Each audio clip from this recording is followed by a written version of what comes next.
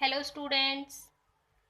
आज मैं आपको आपका 4 चैप्टर विश्व राज्य के बारे में बताने जा रही हूँ, जो मैथिली शरण गुप्त द्वारा रचित एक प्रसिद्ध कविता है।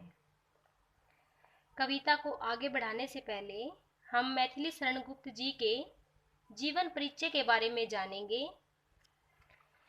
मैथिली शरण गुप्त जी का जन्म 3 अगस्त 1886 को चिरगांव जिला झांसी में हुआ था। राष्ट्र प्रेम, विश्व बंधुत्व तथा नारी के प्रति करुणा भाव गुप्त जी की रचनाओं का मूल आधार है। पद्म भूषण से सम्मानित मैथिली शरण गुप्त जी को राष्ट्र कवि भी कहा जाता है। साकेत, भारत भारती, जयद्रथ आदि इनकी प्रसिद्ध रचनाएं हैं। गुप्त जी इस कविता के माध्यम से यह समझाना चाहते हैं, वसुधैव कुटुंबकम, अर्थात पूरा विश्व हमारा परिवार है। कविता का विस्तार इस प्रकार से है।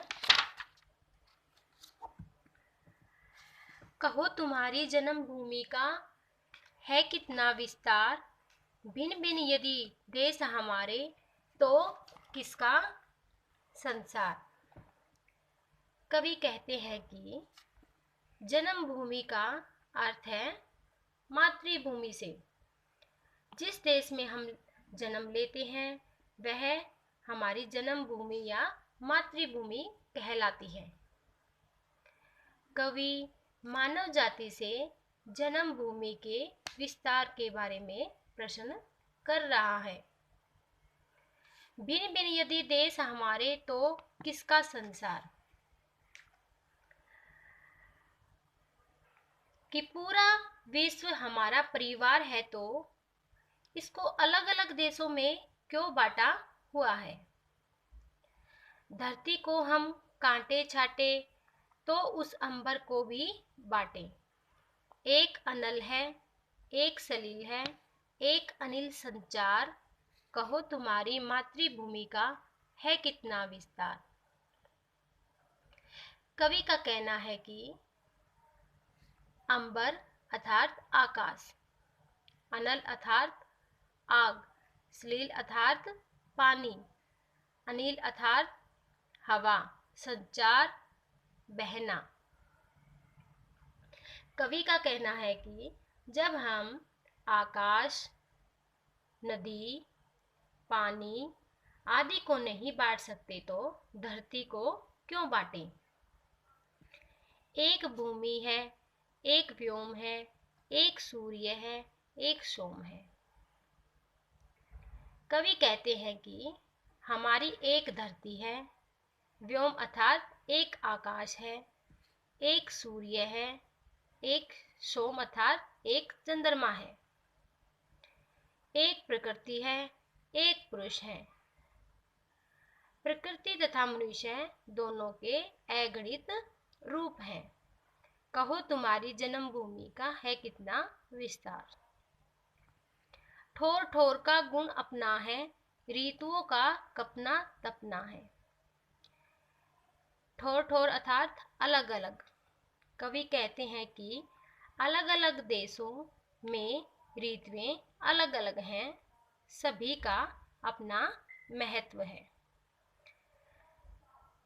कहीं बहुत ठंड है, ऋतुओं का कपना तपना, कहीं अधिक ठंड है, कहीं बहुत गर्मी है। समशीतोष्ण एक रस हमको होना है अविकार। समशीतोष्ण अर्थात न अधिक गर्म न अधिक ठंडा, समान तापमान रहना। परंतु कवि का तात्पर्य यहाँ व्यवहार व संबंधों से है। मानव को आपस में सद्भाव व शांति को बनाए रखना चाहिए। एक अलग अलग हैं सभी अधूरे, सब मिलकर ही तो हम पूरे। एक दूसरे का पूरक है एक मनुष्य परिवार, कहो तुम्हारी जन्मभूमि का है कितना विस्तार। कवि कहते हैं कि जब हम अलग अलग रहते हैं तब हम अधूरे हैं, और जब हम मिलकर रहते हैं तो तब हम पूरे होते हैं। जब हम पूरे विश्व को अपना परिवार समझते हैं तभी पूरा विश्व एक परिवार की तरह होगा। स्वर्ण भूमि यदि अलग तुम्हारी, तो हम भी लोहा युद्धधारी। कैसे हो सकता है फिर इस विग्रह का परिहार, कहो तुम्हारी जन्मभूमि का है कितना विस्तार। कवि कहते हैं कि स्वर्ण भूमि जिसमें सोना हो। कुछ देश बहुत धनी हैं और वे संसार के धनी देशों में माने जाते हैं।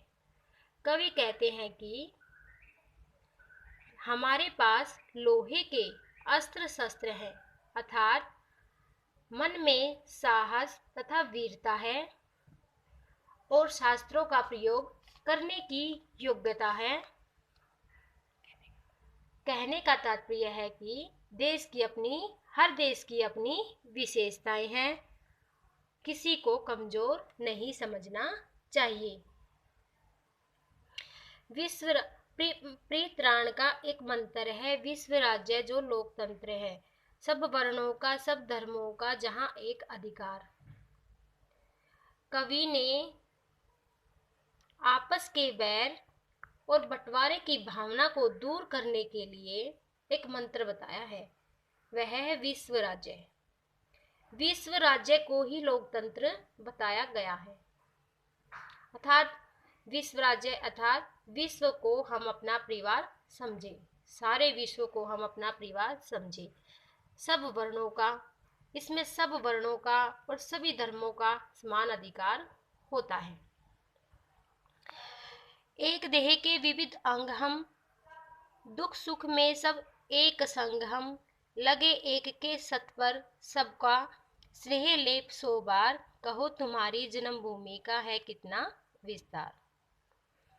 कवि कहते हैं कि जिस प्रकार से एक शरीर के विभिन्न अंग होते हैं और शरीर के एक अंग को चोट लगती है तो पूरा शरीर कष्ट पाता है। सत अर्थात चोट, अगर चोट लगती है तो पूरा शरीर कष्ट पाता है। शरीर के बाकी अंग उसको लेप लगाकर उसके कष्ट को कम करते हैं। इसी तरह यदि एक देश पर मुसीबत आए तो सभी देशों को उससे सहानुभूति होनी चाहिए तथा उसकी सहायता करनी चाहिए। तो बच्चों, यह कविता हमें अनेकता में एकता का संदेश देती है। अलग अलग होते हुए भी यदि हम एकता से रहें तो मानव जाति का कल्याण हो जाए। केवल अपने देश के लाभ के लिए न सोचकर पूरे विश्व के बारे में सोचना चाहिए। धन्यवाद।